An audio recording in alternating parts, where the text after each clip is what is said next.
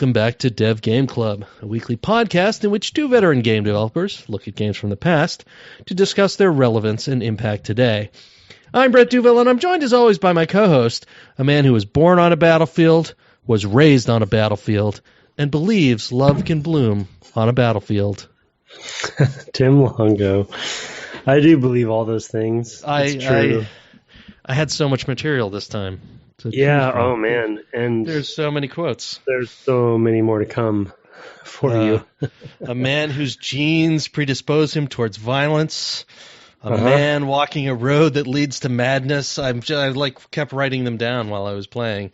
But I decided to tie a couple of them together so I could get the most out of it. Oh my gosh! Yeah, so you should cover where we played up to because you should. Yeah, so people who've been following the Twitter know that I've been experiencing either my Twitter or the Dev Game Club Twitter. My carpal tunnel has been rather extreme this past week. I actually spent the weekend with my arm in a sling because I couldn't. I wanted to restrict the movement so much, and in a brace. So it's my left hand, which is the move the guy around hand on the controller. Oh right. So it's particularly bad. It's the gripping hand, right? It's the one that you hold the controller hardest with. Yeah. So it's been a rough week. It was building up for a long time, and then finally, this past week, it got to the point where I was like, okay, got to do something about this now. I ended up taking a couple days off and doing absolutely nothing, and this past couple of days have been pretty light duty as well. So, apologies, but I was not able to make it through the playable area and finish the game. So we're going to stretch it out to another week, which is fine. I think there's a lot to talk about. I only made it as far as technically the second Vulcan Raven fight, since you fight him in the tank. But the one on the second disc in the final building, I believe. I think this is it for new buildings, as I remember. Although you pointed out that there's a lot of running around back and forth at this point. I think. I think you're technically correct. Yeah. Right. I mean, you're gonna go and run around and get the keys. You're right outside. You're right outside the last building. But yeah, and there's some backtracking ahead for you. I so look forward to it. So we're going to cover that in a little bit more detail, which is fine because there's actually a lot to talk about here. Yeah. And we can maybe keep the discussion part short and get to the emails as well. We have 3 long ones this time, so we have plenty to cover. And there's some questions in there mixed in, so not just stories. But anyway, So where do we start here? We were when last we met Snake, he had been captured and tortured and left in a cell with the dead. Secretary of Defense? DARPA Chief? DARPA Chief, yeah. Whatever. Uh-huh. I think which my understanding of who these characters are about equal to what Hideo Kojima's understanding of these characters were. And the explanation of him being in the cell has not come to fruition. No, so. Though I do know what it is. I remember that. Yeah. And they've actually already mentioned that character. Totally. They mentioned him a long time ago, and that's Decoy Octopus, which is great because I had forgotten, or I may not have even realized this at the time that I played this game, but that octopi are camouflage artists. Yeah, right. They disguise themselves, and the fact that he was Decoy Octopus, I never connected the octopus part of that. All of them are like this, you know. They take characteristics from their animal. We know ocelots are really good shots with pistols, so that's true as well. That's very true. It's a common. I think actually it's just that they revolve, they dance in circles. Oh, is that what it is? Yeah. Okay, all right, that's good. And Vulcan Raven. I mean, I guess kind of his weapon is very Vulcan. I don't know, Vulcan inspired, you could say. His chain gun, but yeah. Anyway, ocelots have spots? Maybe I don't. I know. I think no. I don't think there's anything. No, move on. There's nothing there. It doesn't. Cool There's name. not across the series. Oh, it's the mustache and the blonde hair. That's totally an consistency. ocelot. Yeah, I don't know. Anyway, some of them do, some of them don't. Yeah, maybe. Yeah, whatever. Decoy. I always had this theory that I never even looked up. That Decoy Octopus, the whole backstory with him and the DARPA chief was just because they had to cut his boss fight at some point, and they're like, how do we tie this together? How do we keep him in the game but not actually have him ever appear? But there's maybe a little bit too much dialogue later about him that probably proves that to be wrong. But anyway, it's always a weird, I don't know, it's kind of a weird thing. I feel like that they could have done more with it, but you'll get more of that later. Yeah, so we're in the cell. You also get more of that in later games, and I mean, there's plenty of camouflage dudes and things like that. But yeah.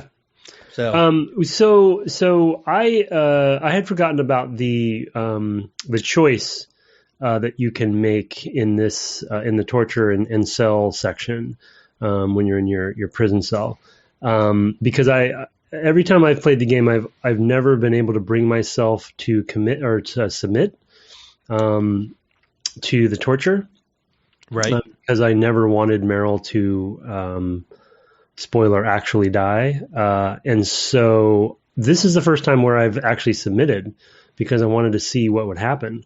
And I've never gotten the alternate ending with Otakon, which you probably don't know what I'm talking about yet. But I don't. Yeah, I didn't even know that. So my assumption had been that if you submitted, the game was over.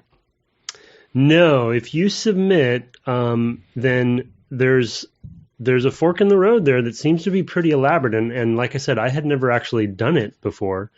And as far as I can tell, there's a bunch of new VO that will happen throughout the rest of the game based on that decision, because basically Snake just immediately goes into sort of this depression that he couldn't, he wasn't strong enough to protect Meryl, and ultimately made, because Ocelot basically says if you submit, then maybe I won't spare your friend like I said I would, or so he said something like that. So you basically know that decision damned her, oh man. Yeah, and that's a big departure. I had no idea. Yeah, and there's a couple moments when you think maybe she's really alive, and then ultimately what ends up happening, again, spoiler, is that she turns out not to be, as far as you can tell. Though you haven't played Metal Gear 4, spoiler. I'm not she's so or maybe they just choose to go with a specific version in Metal Gear 4. So obviously this is kind of like an alternate reality if he dies. Dragon Break.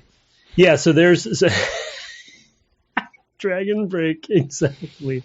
Whoa, call back to something I didn't know until you told me.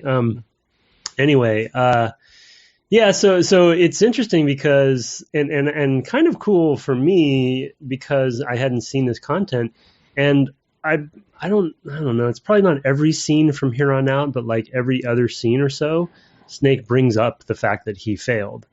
And that's, I believe, unique. A lot of that is unique VO that you would not get, obviously, if you succeeded. So that was a fun thing for me to experience being a fan, because I've never actually tried submitting, because I think like you, I was like, well, why would I? Snake won't do that. He'd never submit, So I actually just literally thought the game would end if I did. So I thought that was a false choice.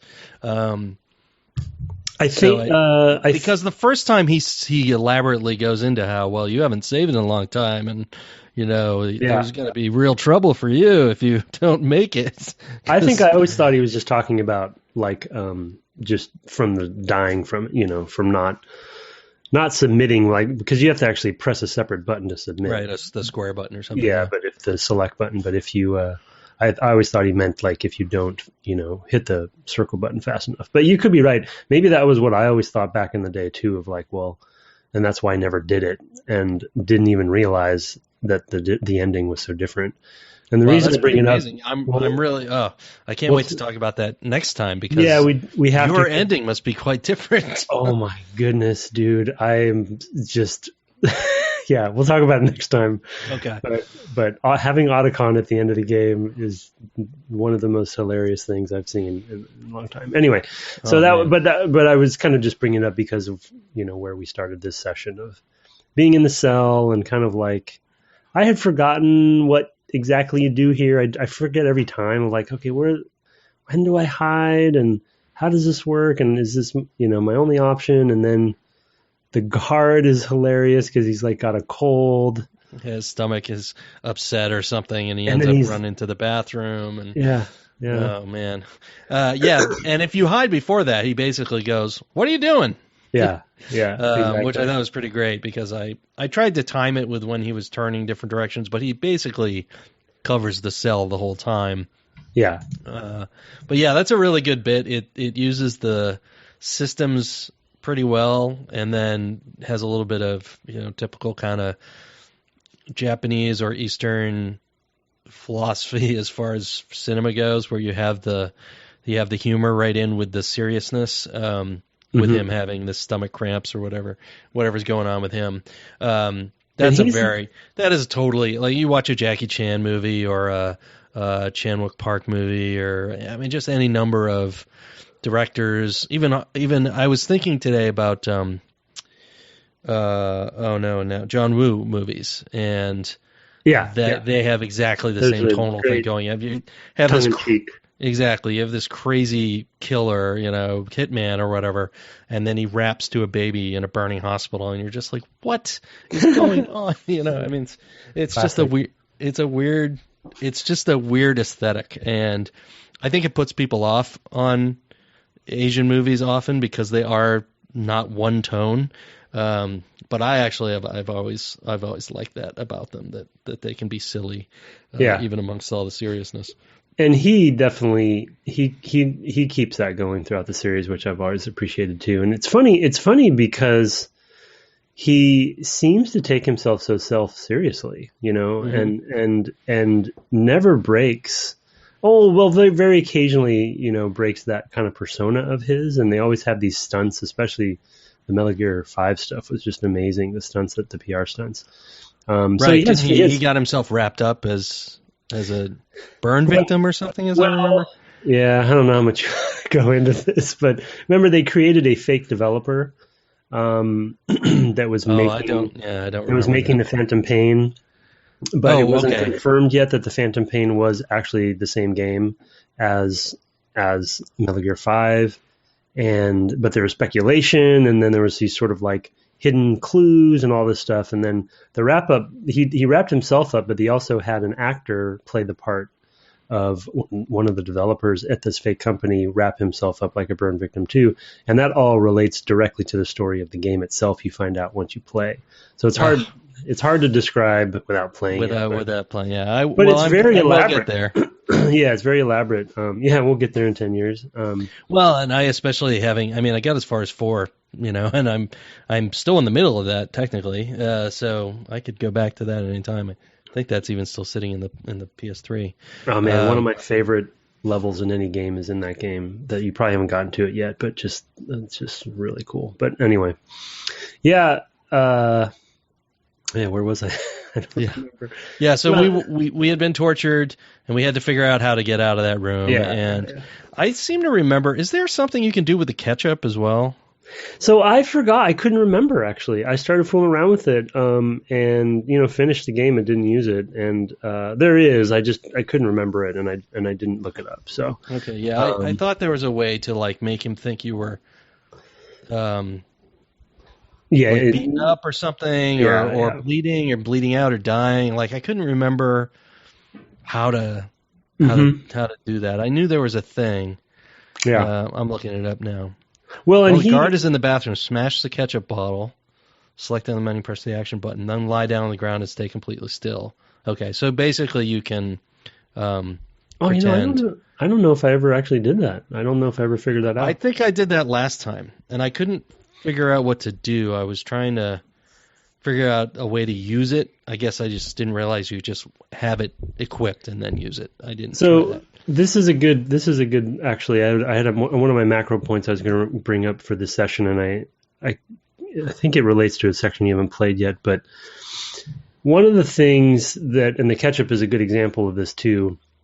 One of the things with this series that they definitely get better over time, but I think this is a really good example. And the NES version is the same thing, and we talk about it a little bit with some of the very custom mechanics and sequences in some of the other Japanese games we've played. And it's not exclusive to Japanese games, but it's what we've talked about so far.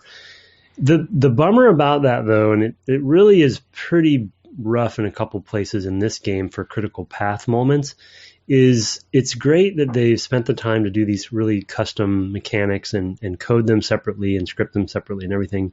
But what it does is it really diminishes the amount of education and telegraphing that the game can do for you, because you haven't done it before, And I think what Nintendo is amazing at is it will have these custom mechanics over the course of a game, but they roll them out very slowly to you, and they teach you in very safe ways what they are before you actually have to use them for a critical path purpose. You know what I mean?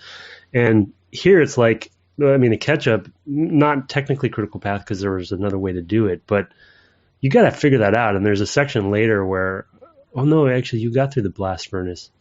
The blast furnace was another section where I was like, that you haven't taught me to actually, that I can sidle against the wall, and then if I let go, I fall into the lava. It's all trial by fire, no pun intended. Yeah, I found a few things frustrating this time. I think more so than the other two sections.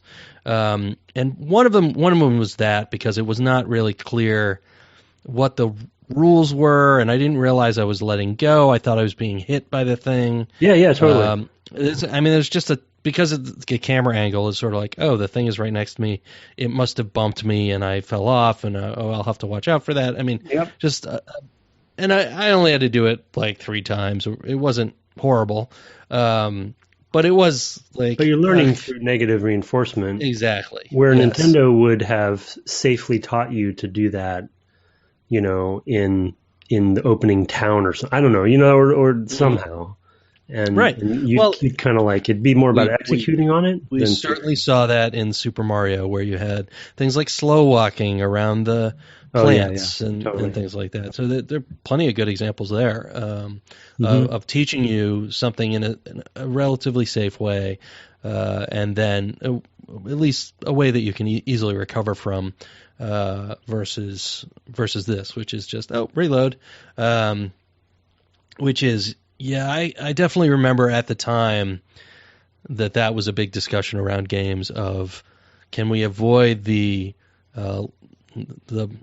blood tuition of dying and learning that way, and it's soft fails, right? or even just having ways. Never been great at. Yeah, having ways to. Soft failure is a good way, or even just ways to learn how to read the environment or the skills or whatever in such a way that you can do it safely for a while, and then have them and be able to deploy them in a thoughtful way. So I think it's okay to fail and die and things like that. None of that bothers me.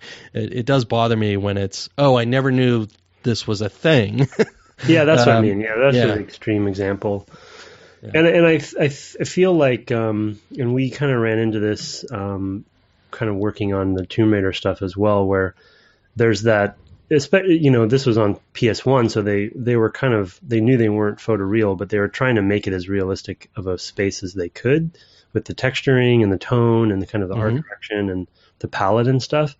But there's always that tension between gameplay telegraphing and reality, or real renders of the world space. It's the uncharted, proverbial white ledges just so you can see them, right?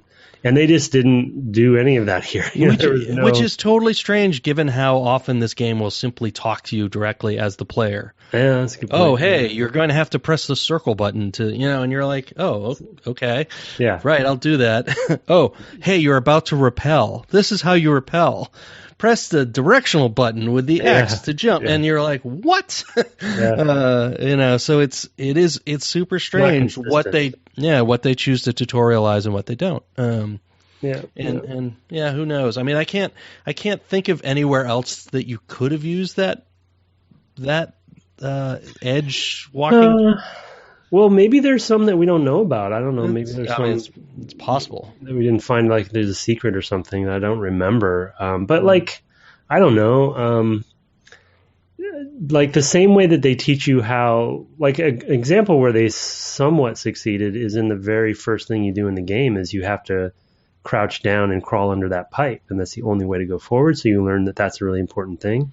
They could have done something like that where you're not going to fall. You just have to sidle past some sort of pipe, or something like that. Right. And then you're like, oh, okay, this is a thing that I can do. Yeah, exactly. I mean, a good example would be where that spot where Meryl can get through a crack in the wall and you can't would have been a perfect place to have you learn to, like, oh, I have to push up against this thing. And it would have meant reconfiguring that geometry a little bit, but it's certainly possible. So, I mean, that was one thing here. The other thing, and this is going back to right after you've recovered your gear, I really find that next section frustrating.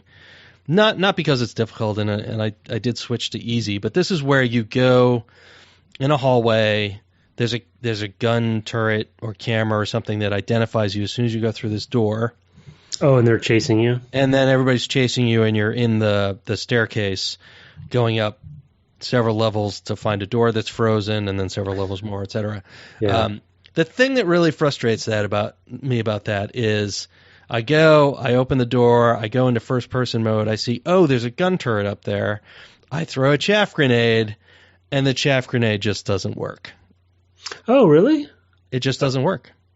So you weren't maybe. So you're. Oh, I was right under it. Oh.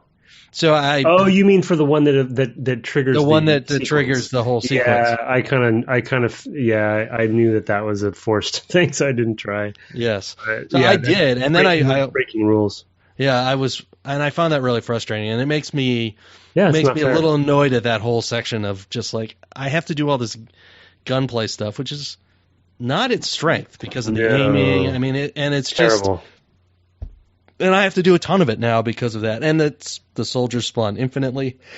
Excuse me. And so when you are decent at it, you're punished by having to do more of it as well. So it's just every decision in that little section I'm not fond of.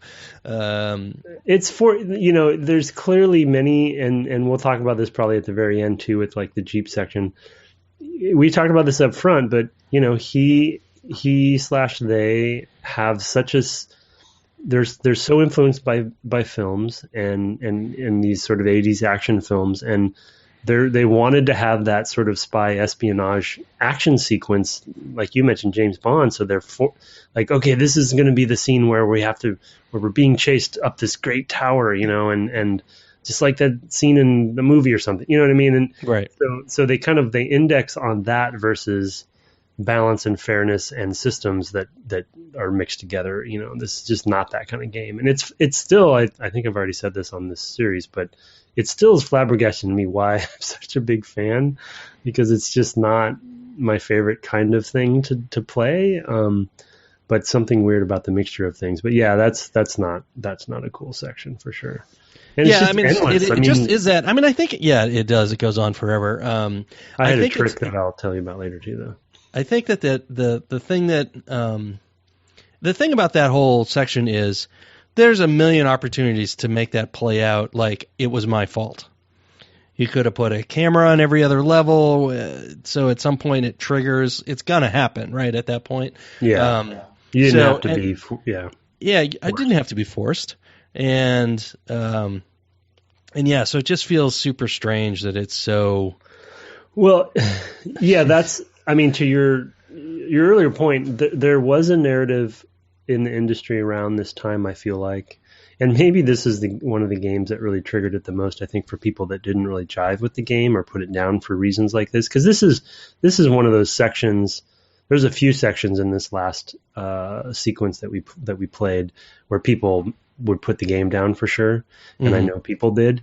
But there is this narrative around the industry that maybe we've talked about before where there's, we need to move to a place where the designer is not telling the player how to play, especially as linear games were evolving, where it's like, this is how I want things to go down as the designer, and being very, very puppet mastery, with things because we could control everything, having come from level design. I remember a lot of these debates versus, again, the only thing I can think of off the top of my head maybe is Halo, for one example, because it's obviously close to home, but it's like, just give them a sandbox and a playground to play in, and they'll get through it. Even though it's linear, I'm also fine with just really motivating what you're doing.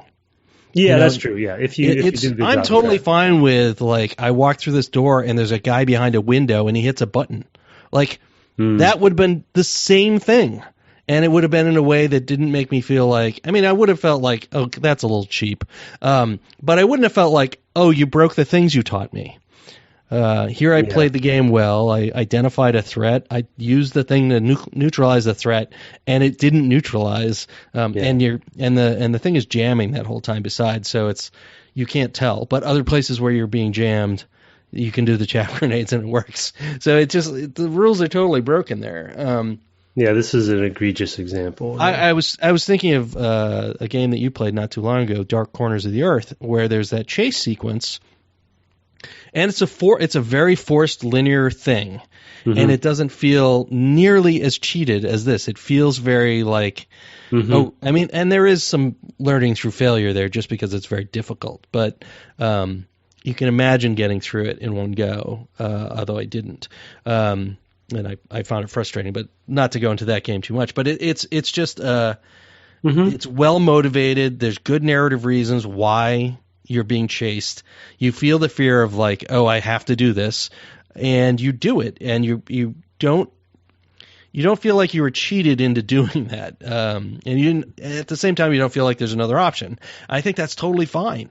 I just don't want it to be breaking these rules that I've learned, because now I don't know when I can trust the rules and when I can't. So anyway, that was my biggest moment where I threw up my hands and snapped the controller over my knee. I didn't even kind of dawn on me because I knew that was a forced sequence, so I didn't even try. The one little trick that I've come to use in that section is I don't even fight them. I just use stun grenades, and I just keep running, and just get up there and get through the door or whatever. So the second time I did it, I ran away from them more than I fought them. Yeah, it's not worth engaging. It only spawns so many, and I'm sure there's plenty of frame rate issues with that. Frame rate and memory issues with spawning in too many guys. So getting past them and just kind of getting ahead of it seems to work pretty well.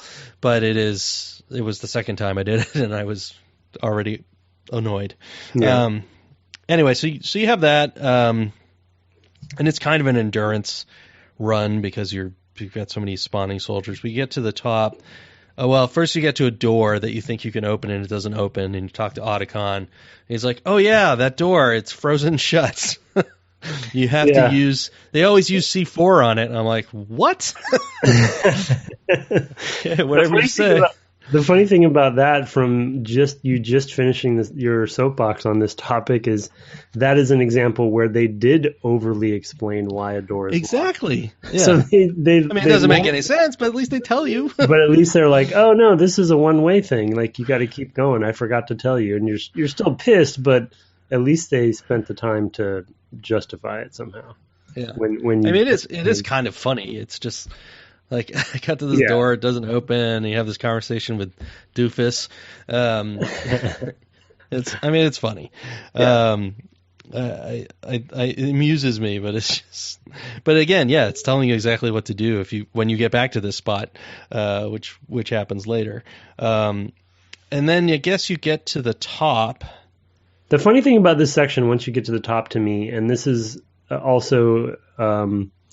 There's also an example of this later with the PAL keys that you haven't played yet that we'll have to talk about then. But the way that they milk time out of this one section and art set or whatever, and geometry and level design, because you're basically, you're going up this tower, right? And then it turns out you can't use the door you thought, so you keep going up. Then you get to the top, and then I think you do the rappelling next, right, or something. Right. Then you go down. The hind blows up the bridge.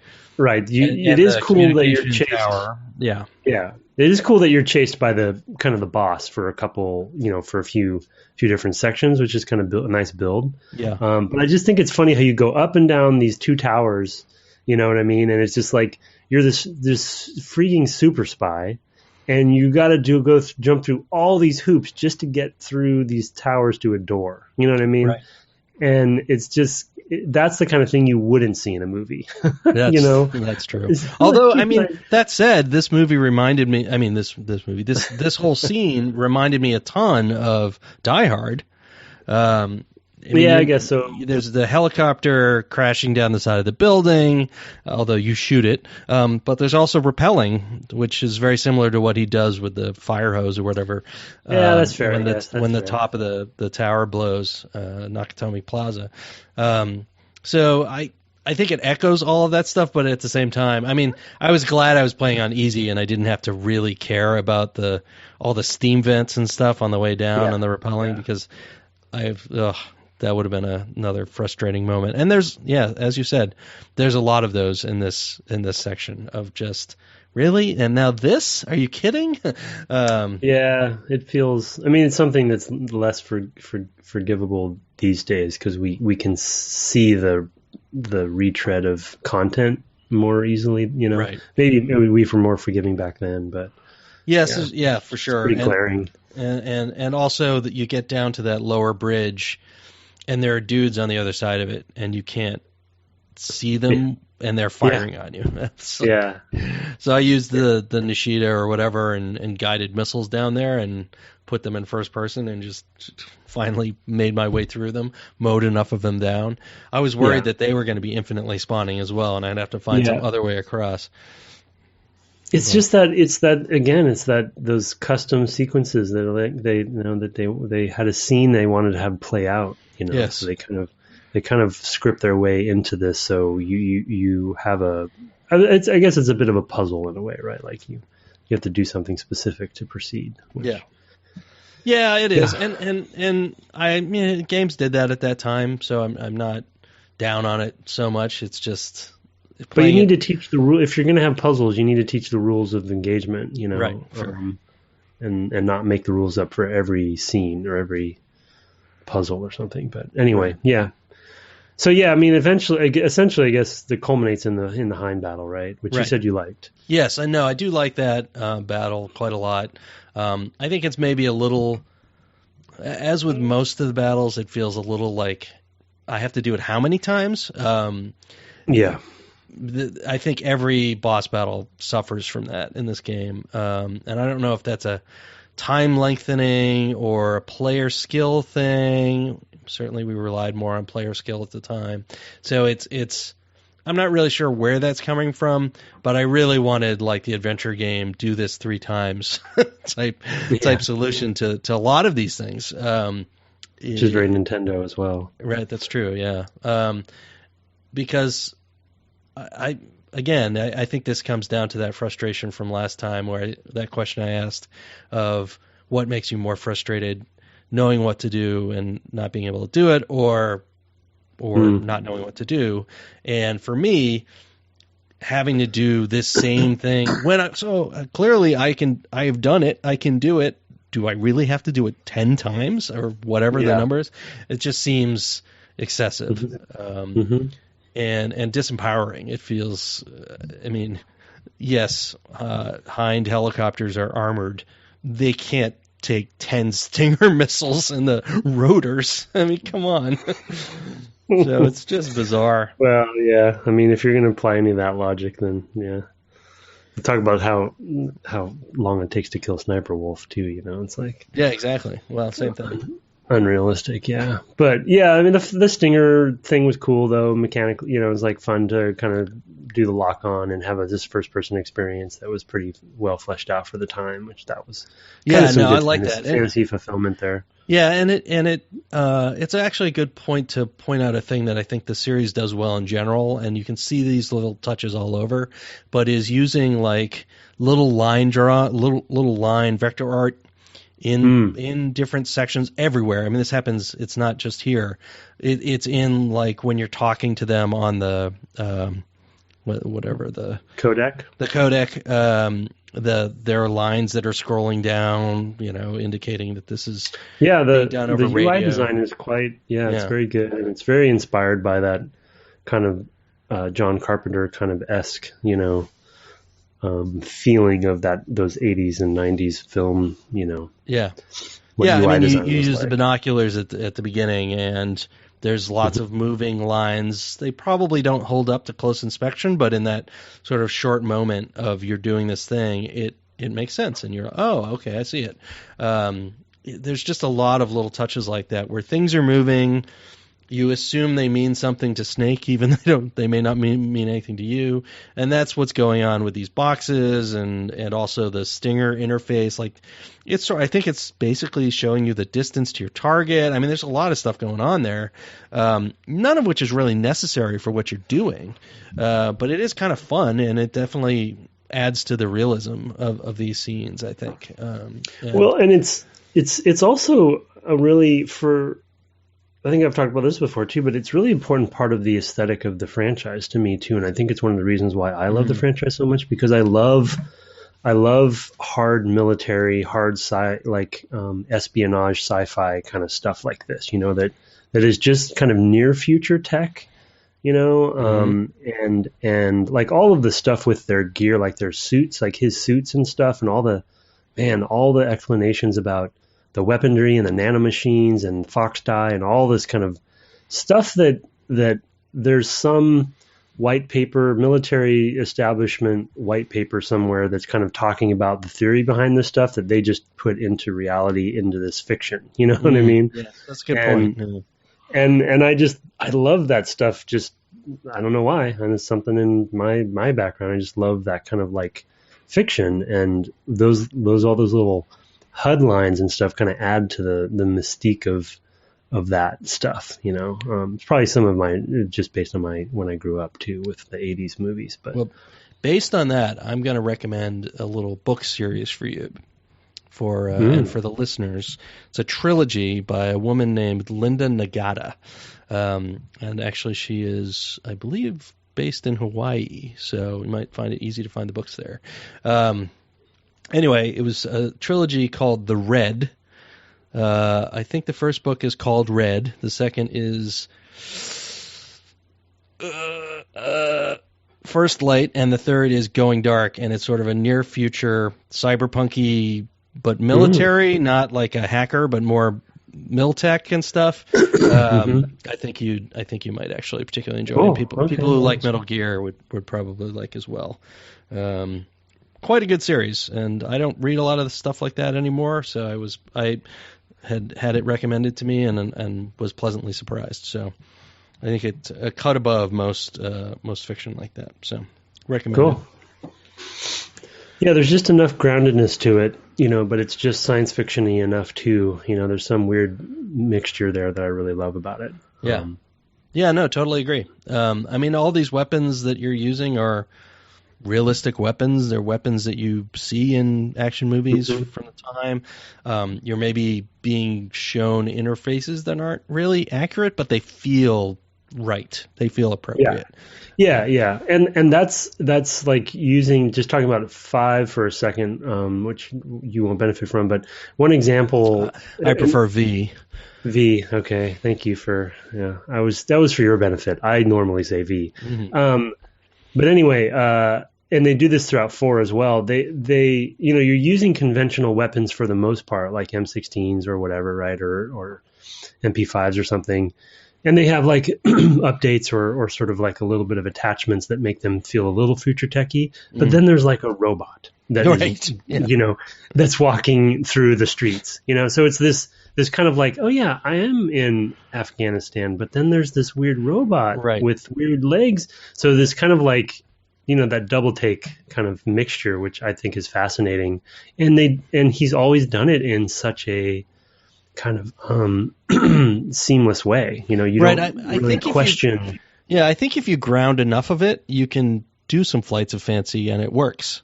Yeah. Right? I mean, you can't. I mean, there's a limit. You can't like have unicorns show up, but there's a lot you can do.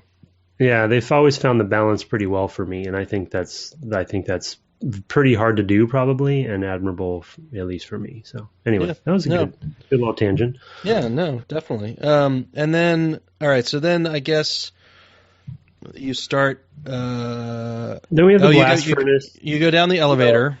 First. Oh, sorry, yeah, not blast furnace yet. We got a major wolf battle. We got a wolf to take care of. So you go down the elevator. One thing I noted about the elevator is that before Otakon shows up, and you have this conversation about him dealing with the elevator, you can't go to the roof at that point.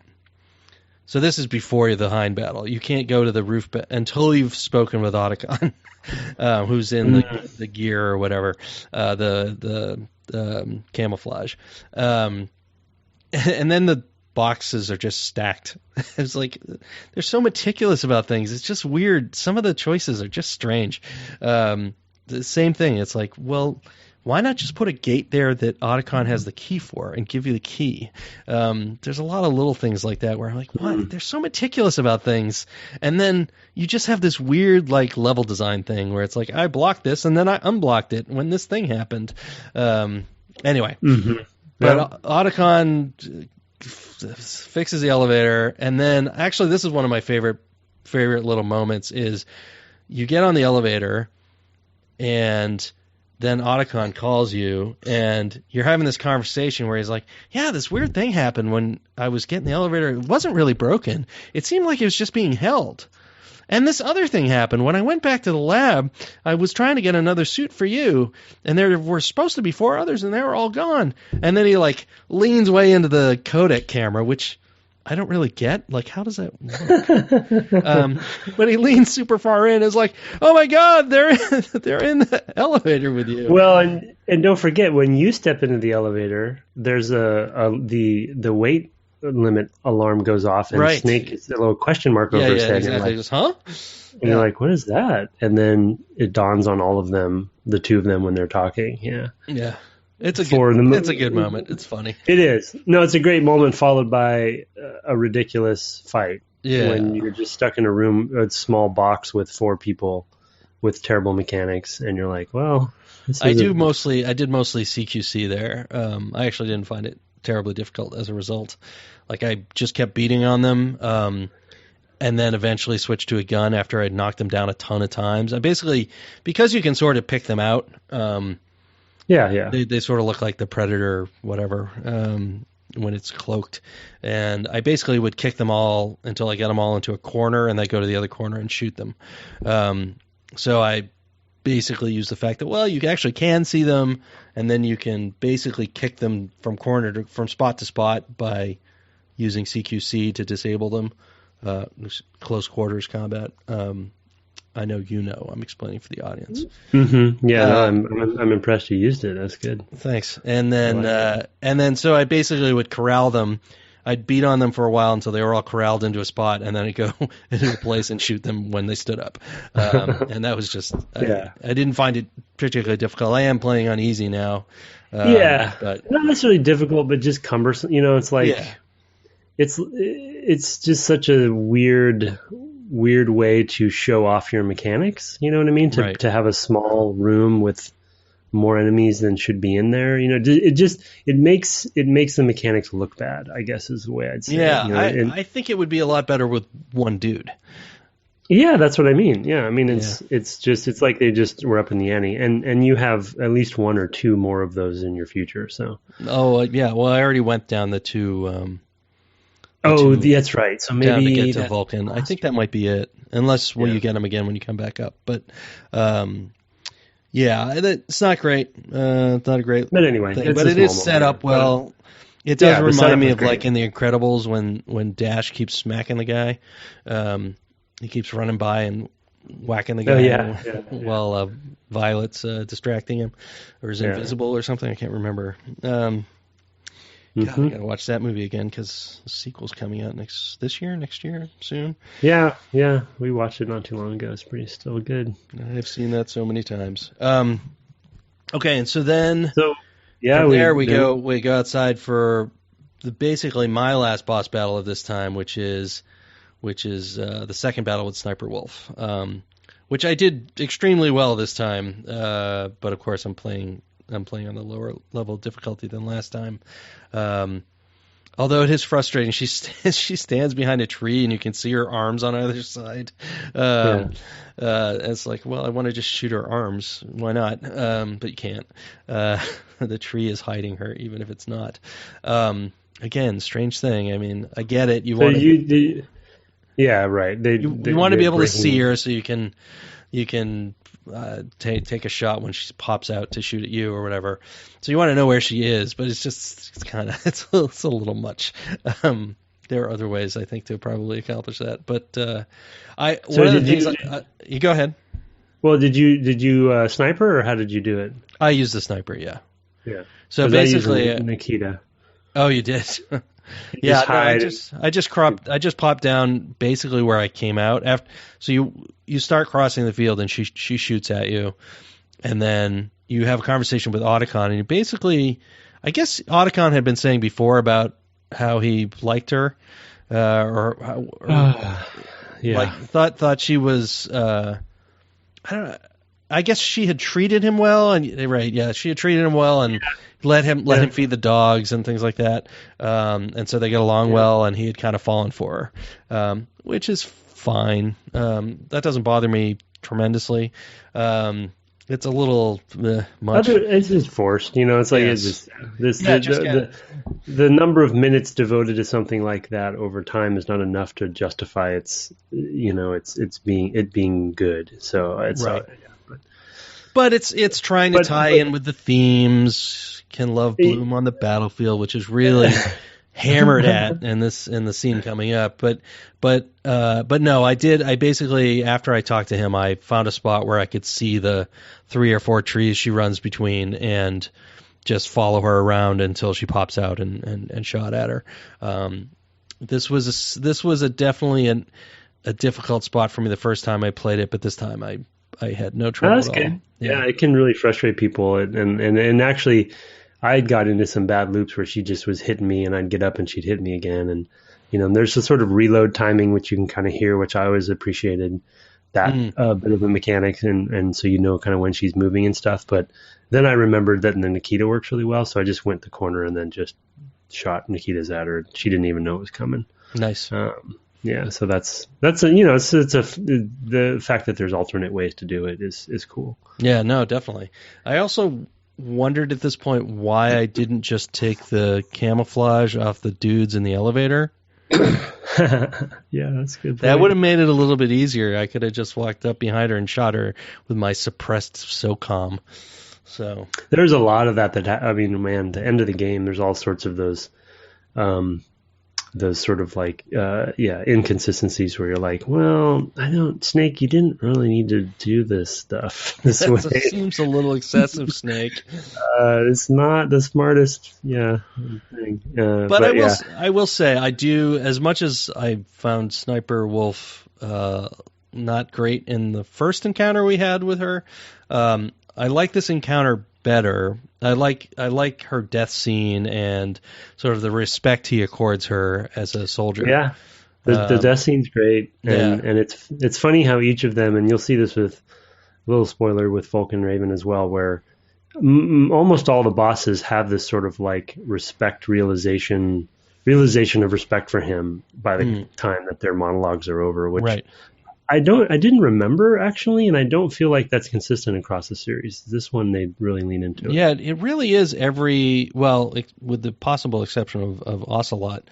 It's definitely the case with Mantis as well, because he's basically the case with everyone who dies. Right. Yeah. No, I agree. I don't know about Liquid because I haven't gotten to that yet, but certainly you get this sense from each of these Foxhound characters that. They respect, and they sort of talk about that with Gray Fox as well, because they were on opposite sides in Zanzibar, And they were just professionals doing their job, and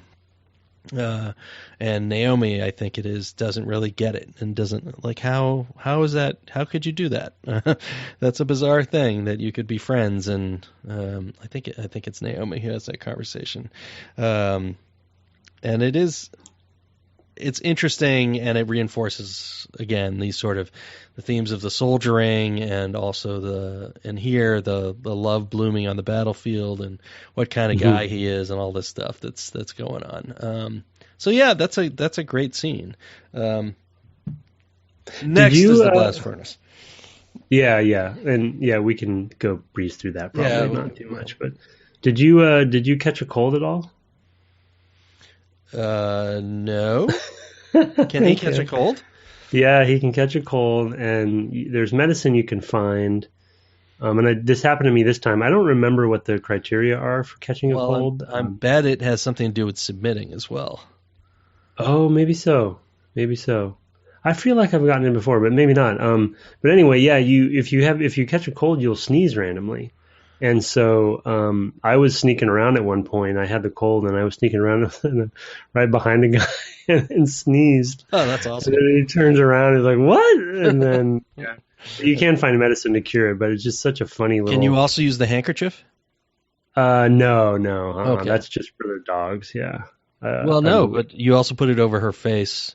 Yeah, but I mean, it's for that, but also the dogs like you more if you have it. Oh, okay.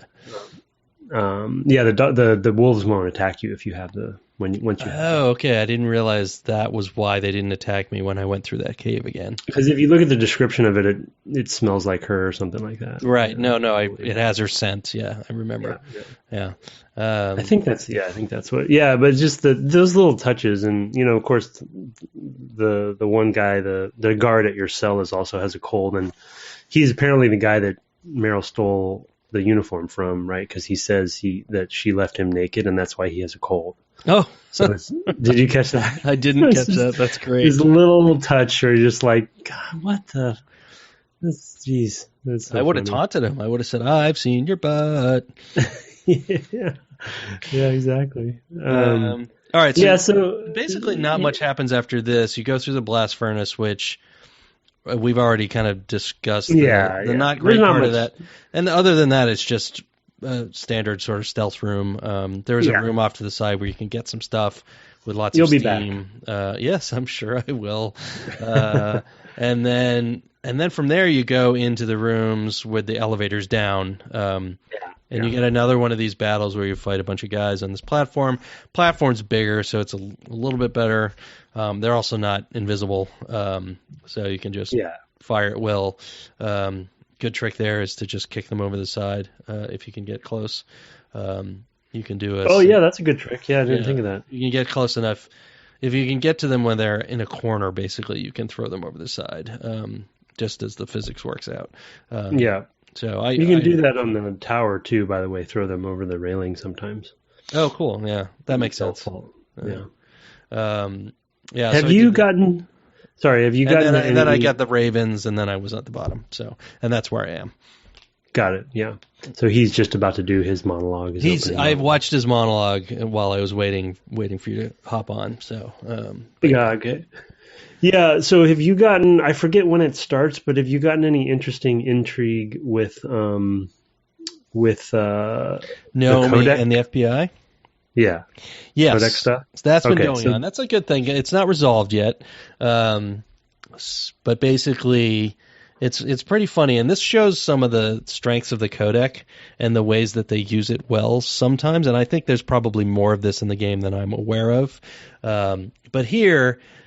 At one point, Naomi is describing how her grandfather, who was Japanese, worked for the FBI in New York, breaking up the mafia in the 50s. Yeah. And then Master comes on later and is like, that doesn't make any sense because the FBI wouldn't have hired Japanese in the 50s.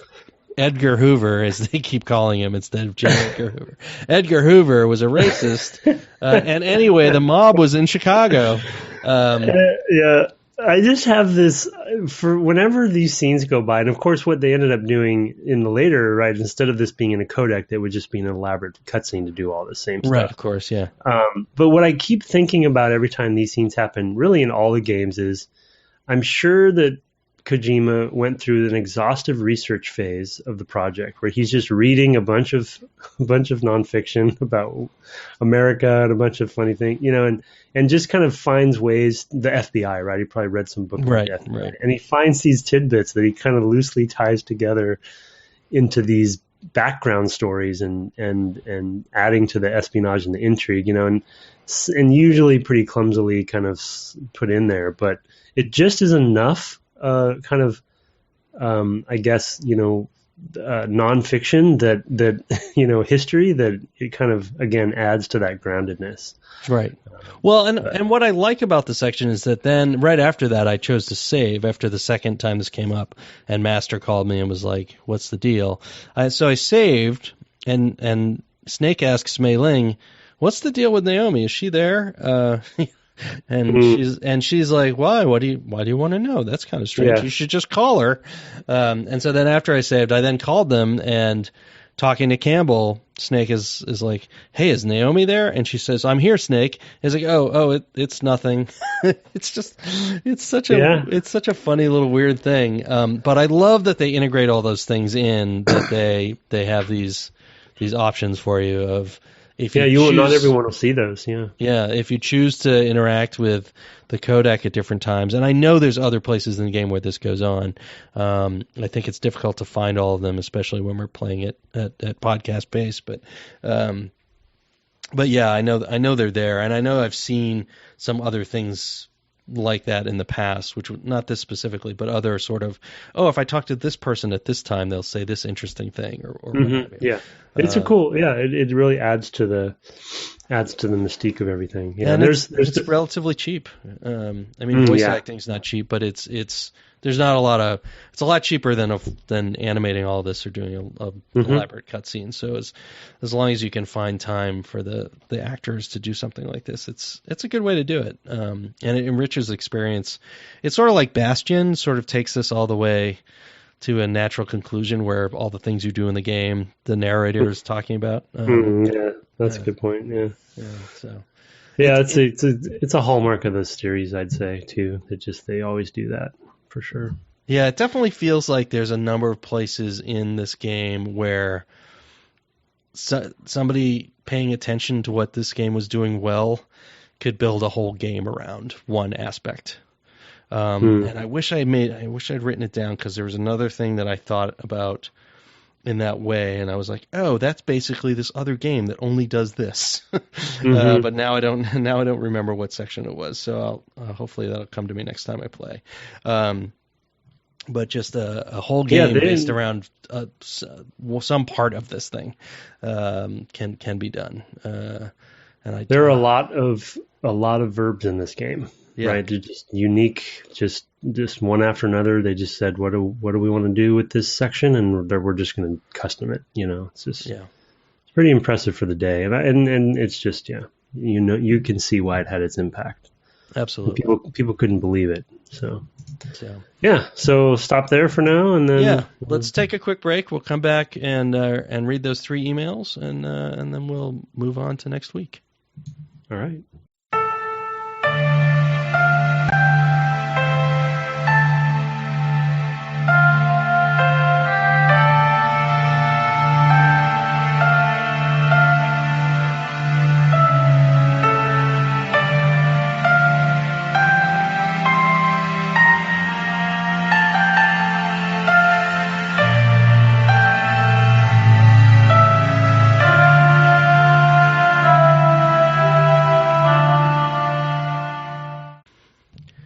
Welcome back from the break. We have a few emails this time sent into devgameclub@gmail.com. We love to have the email, the feedback, sometimes your stories. More on that in a moment. But Tim, you have the first one. The subject is the original Solid Snake from Ashton Herman. Hey, Brett and Tim, I'm thrilled you guys are covering Metal Gear Solid, which is a series very near and dear to my heart. I'm a big fan of the show, and while I've interacted with both of you over Twitter before and have heard my iTunes reviews read aloud on air, I believe this is the first time I've ever written into the show via email. That said, I'm not really bringing any huge revelations or insight to the table, but I did think I could add some interesting context to your earlier discussion about the origin of the series. Tim discussed the original Metal Gear, which, along with its Japanese sequel, has been included with Metal Gear Solid 3 Substance. That might actually be Subsistence. Anyway, a re-release of Metal Gear Solid 3 Snake Eater.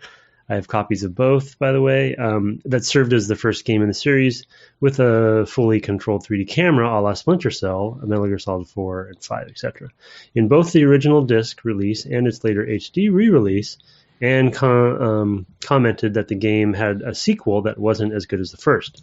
I was surprised that he found the second game in the series to be worse than the original until I remembered that MG2, Snake's Revenge, was a thing. The unofficial sequel to Metal Gear was an NES game exclusive to the West and was created entirely without Hideo Kojima's involvement. I've even heard, although I couldn't confirm it before writing this email, that Kojima wasn't even aware of the game until a fan mentioned to him that the sequel to Metal Gear was disappointing, at which point he was spurred to develop a true sequel himself. Metal Gear 2 Solid Snake is the canonical second entry in the series and didn't actually see an official Western translation until the inclusion in MGS3 Substance, as mentioned above. It was an MSX2 exclusive and vastly superior game to the original Metal Gear. What's fascinating about MG2 Solid Snake is that despite it being an 8-bit game, it's extremely cinematic. Just as in Metal Gear Solid, MG2 features lengthy dialogue sequences via radio, relatively intricate character development, and some surprising plot twists. In fact, after playing MG2, you really see how the PlayStation's Metal Gear Solid was almost equal parts remake and sequel to the original Solid Snake. Gray Fox even makes an appearance at one point under the radio pseudonym to warn Snake of hidden landmines, just as he does in MGS. And that's spoiler. Sorry. Yeah, Deep Throat, and that's just one of the many reoccurring scenes between the two games. Anyway, I thought it might be cool for you guys to check into. It really shows just how far back Kojima's interesting and quirky direction style goes, as well as how truly pioneering the series is in terms of storytelling in games, even if the stories were a bit wacky, but no less compelling. Keep up the great work. Show's a real treat. Sincerely, Ashton. Ashton, yeah. Yep. I copied that line. I don't. I'm not trying to remember how much I played of that one that they re-released. I forgot some of this history that he's sharing here too about sort of like that remake. And the thing that people also, I guess, what he's also reminding us of that I didn't mention before is there's two different. Two different sequels to Metal Gear, the original.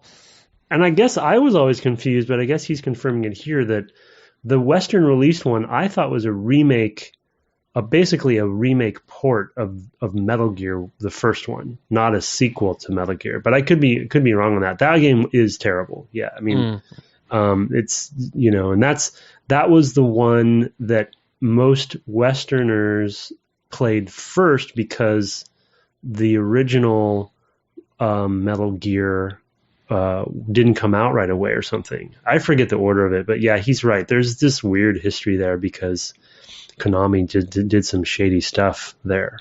And not surprising. Given the choices that company makes. Oh yeah, totally. And they're I didn't mention it earlier, but I did watch all the briefing stuff that's in the menu. But they also have a section there that you probably saw that is text descriptions of the first two games. If you want to like catch up on what happened before this game. So I reread those again too, and Metal Gear 2's plot description is 19 pages and sounds it's just completely ridiculous. I mean, they're short pages because it's just on the big, right, blocky PlayStation 1 screen. But anyway, it's just funny. So if you really want to, and he's right, Ashton's right that just based on those summaries, you can see that Kojima's been this crazy the whole time. It's just like the convoluted like reversals, and this person turns out to be this person, and all this sort of stuff. It's been there from the beginning, even though the fidelity wasn't as high. But yeah, thanks for writing in about that, Ashton. I had forgotten all that history and mixed some of that stuff up myself. So. Well, that's good. Yeah, we appreciate it. Yeah, I definitely see a lot of Ashton on the Dev Game Club Twitter feed. So appreciate it, Ashton, for clearing that up. It's not something I would have looked into, and I rely on Tim for the Metal Gear lore, and really for lore of all kinds. Oh yeah. So I want to turn now to some family lore. The subject is Brothers Amongst Thieves from Philip Yorke. Oh my goodness! I knew you'd know. I knew you'd know it as soon as I said. Kidding me? Anyway, sequel. This is our own. Metal Yorke 2. So it's good afternoon from rainy England. Firstly, thank you for creating such an interesting and enjoyable podcast. As a fan of the art since getting my NES around 25 years ago, I always look forward to what game will be dissected next. I was particularly happy to see MGS pop up on there, and I was thoroughly enjoying it. Well, that was until you got to the email section. Oh my God. When I said I got my NES, I actually meant we, as I shared it with my brother, John Yorke. Yes, the same John Yorke who gave his account in the last podcast of how back in 1998 he stole my copy of ISS Pro 98 in order to play the MGS demo inside. For once, I was really enjoying having one over on him, so you can imagine my shock in hearing his account read out. Years have passed since then, and knowing how much he adores that series, perhaps more than I do, I am willing to forgive. I, too, remember the thrill of getting a sneaky play of Ocarina before Christmas. My parents really were rubbish at hiding presents. And that pure joy of waking up as Link in the forest is up there as one of my favorite moments in gaming, all probably heightened by the thrill of the crime. In the spirit of honesty, I have my own confession to make, which I now feel slightly less guilty about telling now. Back, here it comes. Back in 1998, while my brother was looking on enviously at my PlayStation, I was looking on enviously at his PC. Now, in our teenage years, we weren't the best at sharing, and as I remember, John was not very generous in giving me any time at all on his PC. I had heard about this little game called Half-Life. But as I was obsessed with the PlayStation at the time, I was ready to let it pass. However, as more and more of my friends talked about this game, I just had to play it. As I mentioned, John was not very forthcoming, so I took it upon myself to regularly sneak into his room and play every time he was out. I don't think he ever noticed, but then again, I was always very careful to cover my tracks. Oh my God.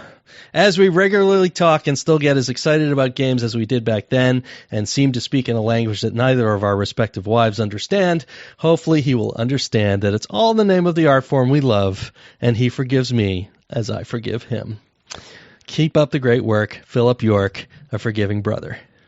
P.S. Just to clarify that me and my brother have no criminal record, and I guess we were just too simply tempted by one hell of a year for video games.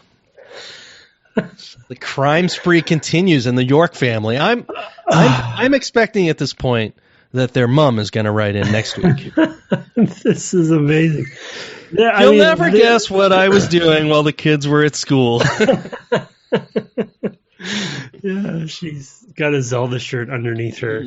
Yeah, man. I almost can't believe. I feel like they're putting us on or something like this. It's almost too perfect. It's pretty good. It's a real thing. Like there's somebody pulling a fast one on us on this one. But if it is actually real and those are actually your real names, that is epic. That's going to go down in history for this podcast, I think. That is terrific stuff. Yeah. We might see that at the year-end special. Yeah, oh, totally. My takeaway for the year is going to end up being always steal your brother's games. The Yorke brothers. In 1998. I mean, it's an amazing year. And 2 games. We've played already. It does cause brothers to do extreme things because it's so good. They're so good. That's amazing. Thanks for writing that in. I can't believe. So I did John say that his brother listens? I guess I didn't realize. He did, yes. Oh, he did. Okay, he did. He said that, and that he was basically making his confession. Oh, that's right. Our that's podcast. Right. Right. Yeah, that's right. Now we've got the counter confession. So there you go. Ball's in your cart, John.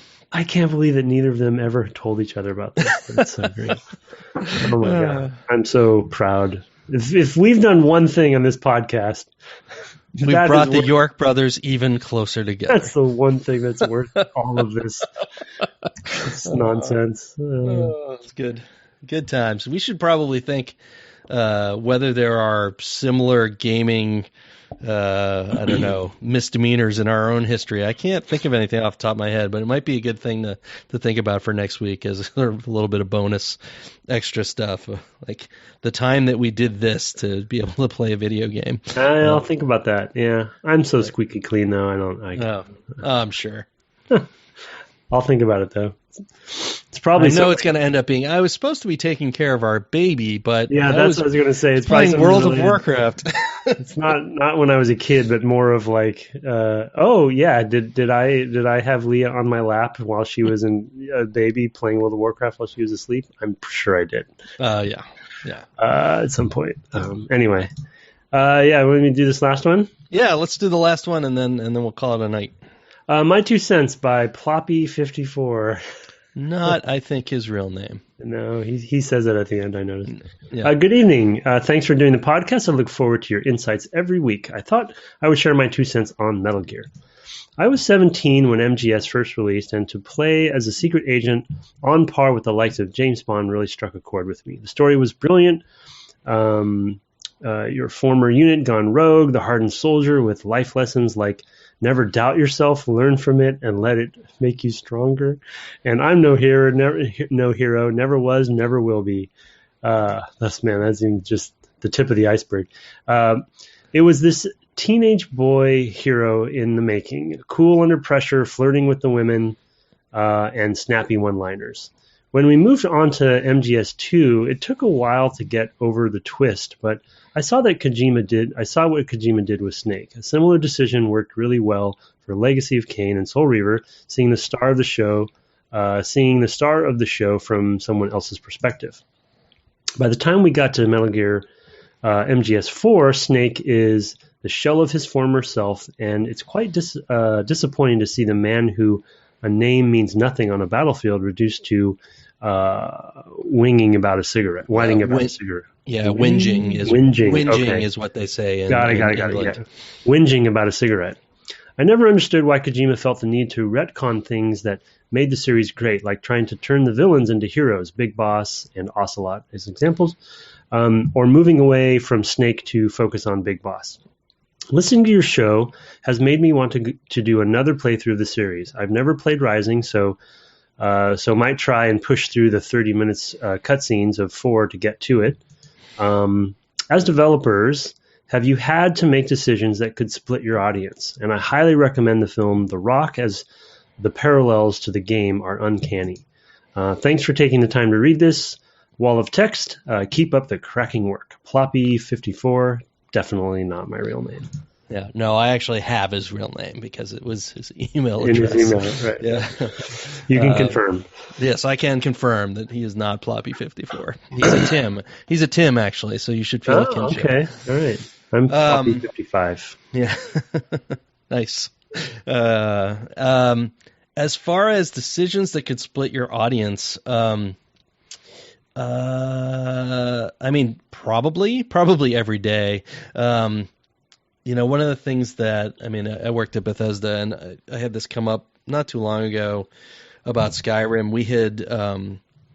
we had talked about a very deep economy at E3 where you could do things like disable mills, and based on how the Civil War was going, it would change alliances of towns and stuff like that. It had all these impacts on the economy.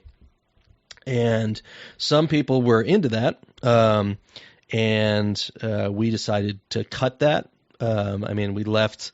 There are scripts still in what shipped that would have done that stuff, but we basically didn't find it a ton of fun for the amount of work that it was, and ultimately cut it. But definitely there are people who would have liked to have that more deep, response to the actions you would take in the game having kind of a greater weight. It's a real tricky balance with the Elder Scrolls games because I think most people want to play it more like the playground. And if they don't, ultimately mods will probably come along that do more what they want to do, or they can make them themselves. So I think that's one of those decisions where some of the audience probably want one thing, and some of the audience wants another, and we just try to be true to the spirit of the game. Was a thing that I thought of reading that question. I don't know if you have any. I mean, I'm sure I could go on probably every single game I've made and find a thing. Probably more than one thing per game. So yeah, that's same for me. I mean, and I've only worked with established IPs. I haven't had the sort of challenge and luxury to kind of start fresh on an original IP or something like that, where you don't have that same, there's no audience to split yet. But I've talked a little bit about it. I guess one thing that comes to mind with Tomb Raider specifically is, and really it's kind of, I guess, more of a macro point of tone, because we went in such a different direction with that. We knew that it was going to impact the current Tomb Raider fan base, because right. the franchise and Lara stood for and stylistically and tonally were very different than what the reboot ended up being. And we went into that with eyes open for sure. And right. we had an inkling that would happen, but that was a very intentional and hard choice, but we knew that we would lose, or split the audience for some on that. A lot more combat in that game and things like that. And the crazy thing about Halo is that the list is longer than I could list, It's just because this franchise, that Halo's, one of those classic franchises, has been around for so many games. And to be honest, each game creates its own kind of microcosm of an audience, So there's fans of 2, 3, 1, and they all have their own versions of what Halo is to them. And so it's really nearly impossible to not split with certain decisions if you're going to try to, no pun intended, evolve with the industry and with the player base, people grow up and new people come to the series, and you still want the old people to be in there too, but you really can't make the game for everybody. So you have to make some hard decisions. And that's everything from how multiplayer is balanced to who you focus on in the campaign. Right. And I've made definitely my fair share of I would say mistakes sometimes, but also just hard decisions where it's this is the way we're going to go with this, and we know it could impact people. But right, yeah, it makes me think of bands that end up getting more popular, right? The famous "we're selling out" or "they're selling out" kind of inflection point. It's that players who were fans up to a certain point, especially with an established IP or series, are used to a certain thing. I mean, I worked on Fallout 3. A little bit different from Fallout 1 and 2, and that's very divisive. But in order to find that larger audience, often you have to make decisions that are just not going to be popular with that original audience. And it was a very small and passionate audience in that case, and they're very vocal and they have their fan sites and things like that. and they hate anything that's different from what they're used to. Sometimes you need to do that to avoid something I talked about a lot more in the first year of the cast, but grognard capture, where the audience only ever gets smaller. You need to try different things and shake up a formula, but that's going to leave fans who came along at different points. They're going to feel cold about it. You know, I feel like with Starfighter, even though it wasn't part of a series, we still initially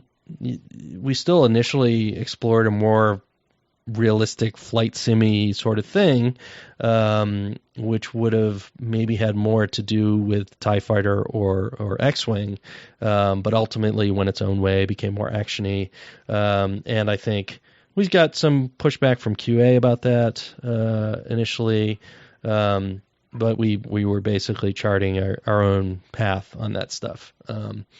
There is probably stuff in Republic Commando as well, but nothing immediately comes to mind.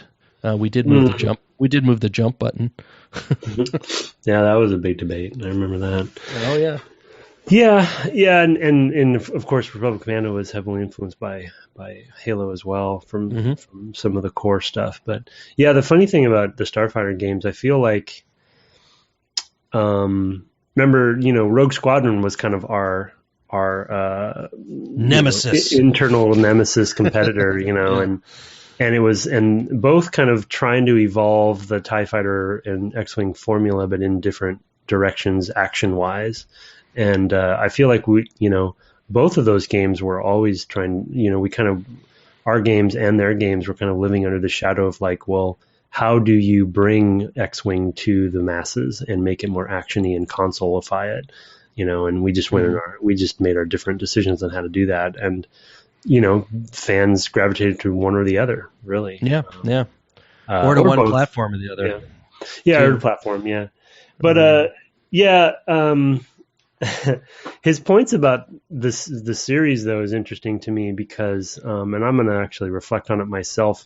I think one of the things I love about the series is how bold Kojima has felt like he's been able to be at making changes and evolving the characters. Like the fact that Snake becomes a shell of himself, I think is really appropriate for the history of this character. And the truth of the matter is, and we obviously talk a lot about this with Chief as well, I think you want characters to evolve and change, and you want to see an impact on them, especially if they've been around a long time, because people have really grown attached to these characters, and you want to remember kind of the foundation for what they stand for. You don't want to break that stuff. I think that's the real answer to his question about those splitting your audiences.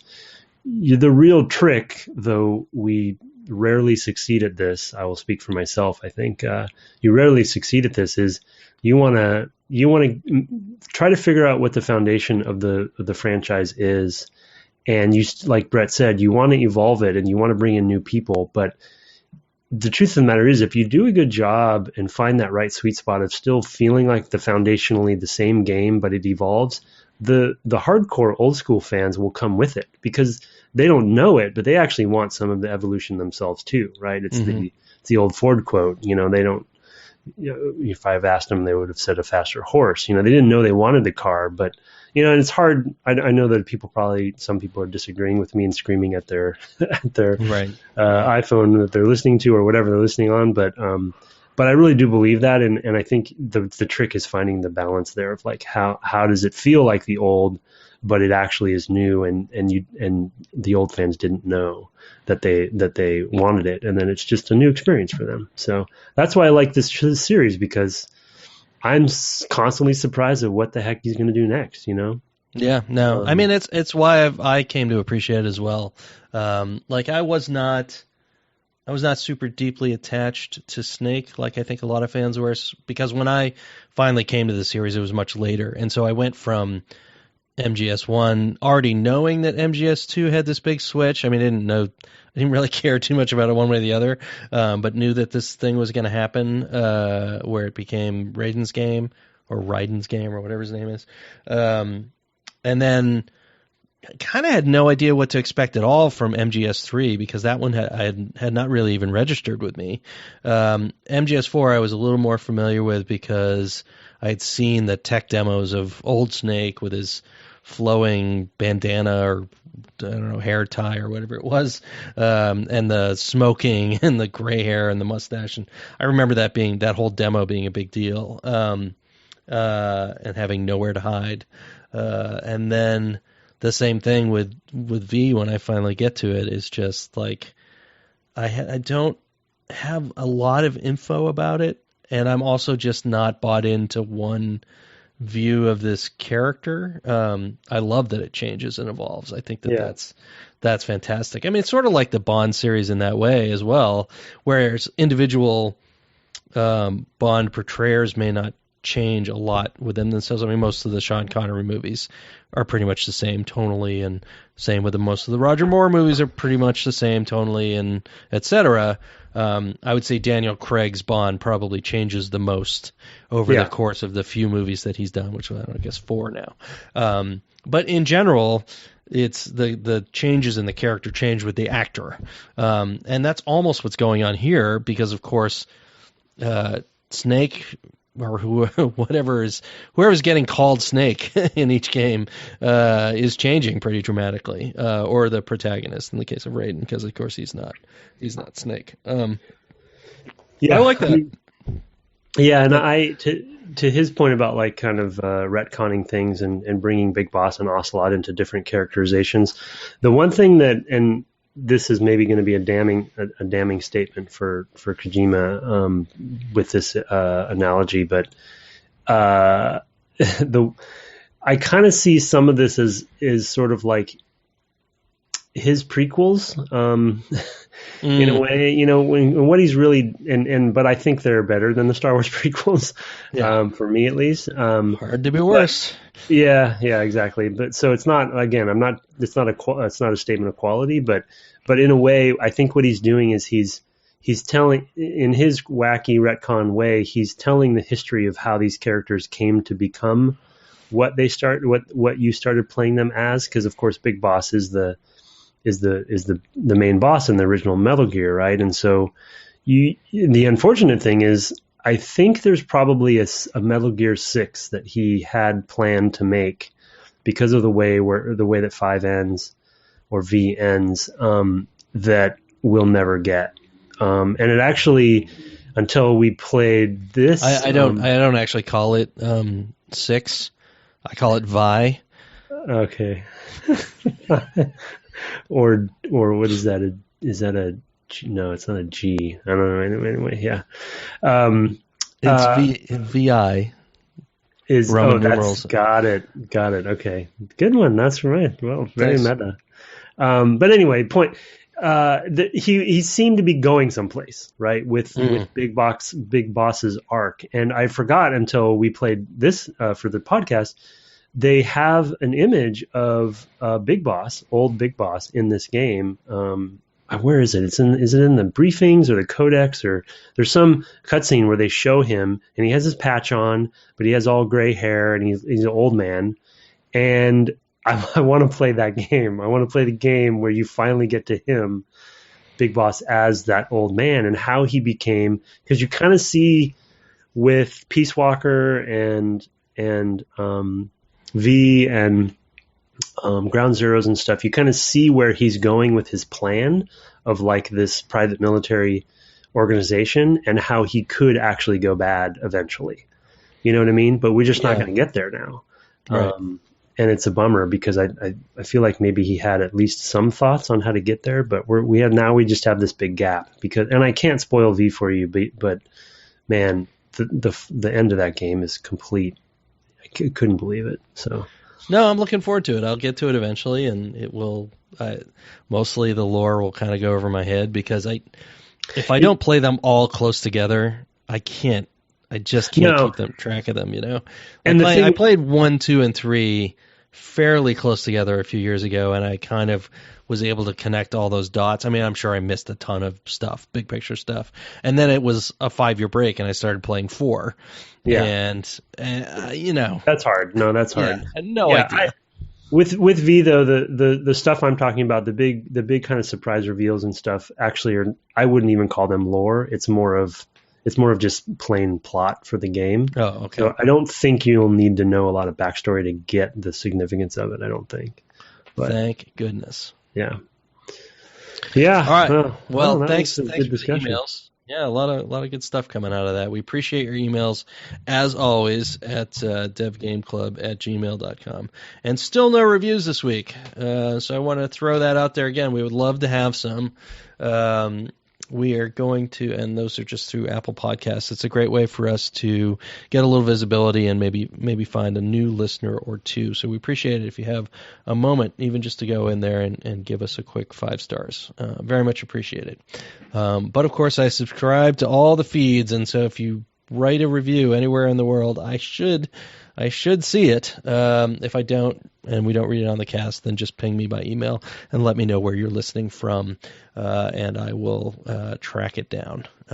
Anyway, so next time we will actually finish the game. Apologies this time that it was me and my poor aging elbows, or left elbow anyway, that made it impossible to finish this time. But I'll get through it. If I play in short bursts, it's not too bad. Anyway, won't worry about that too much. So sorry. Yeah, it is what it is. We talked a lot last week about carpal tunnel and sort of the physical ailments. I've shifted up how I work a bit, and I'm trying to find a rhythm that makes me not get worse at this point. But I think I'll be okay. It just kind of snuck up on me this time, and by the time the damage was done, it was too late. And I really needed to take a step back. But I'll get through it for next week. No problem. In the meantime, you can find me on Twitter at Brett_Duville, and him at Tim Longo Jr. with a JR at the end. And, of course, the podcast is at Dev Game Club. You can find it on the web, too, at devgameclub.com, where the show notes are. I actually wanted to throw out there another thing that we got a tweet about from Gothic Chocobo. He sent a link about Bleem and Connectix's Virtual Game Station, which were the two competing products we talked about for emulation last time. And in fact, Aaron Giles does show up in one of them, I think the VGS. So that link will be in the show notes. And you can find that either on the web or in the show notes in your podcast player. Thanks so much for listening, and good night. Good night.